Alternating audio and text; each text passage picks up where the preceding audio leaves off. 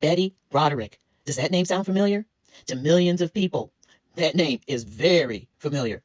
Betty was once a wife, mother, socialite, married to a very successful and wealthy attorney.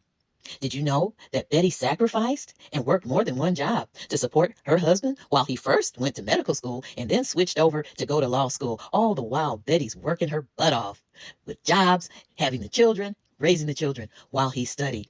And they got to the point where he finished school, started his practice. Betty became a stay-at-home mom, a socialite, thinking that they were reaping the benefits of all of the hard work that they both put in. Betty's husband has an affair with a 21-year-old that he hired at his law firm. While this is going on, Betty is voicing her suspicions and everything, and her husband's calling her crazy and all of this other stuff. He gets really bold because that's, how narcissistic people are. So he decides that he's going to leave the marriage. He moves out, buys a different home, moves the 21-year-old into his house that he's having the affair with. And since he's a lawyer, he totally outmaneuvers Betty in court, takes the marital home away from her, has the house sold, and then he manages to get sole custody of the children, not allowing Betty to see her own children. And all in the process, he's working real hard to alienate the children from her. And then even the mistress joins in and starts harassing Betty.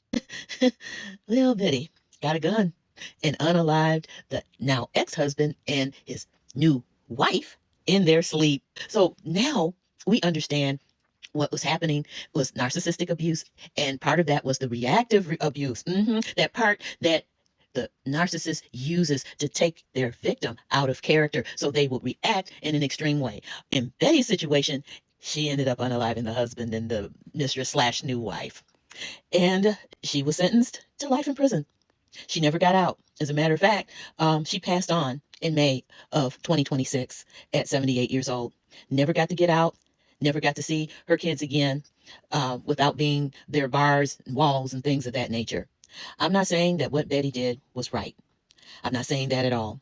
But I do understand why it happened. And as I continue to grow and get older and mature and gain more experience, that knowledge deepens all the more. But I definitely understand how she felt as the jilted person and someone that is scrambling to gain control and get their life back. And unfortunately, she was never able to do so. I'm saying all of this to say to you all, no matter what happens, always be the person that God called you to be. Whatever you do, do not ever let somebody take you so far out of character to where it will ruin you.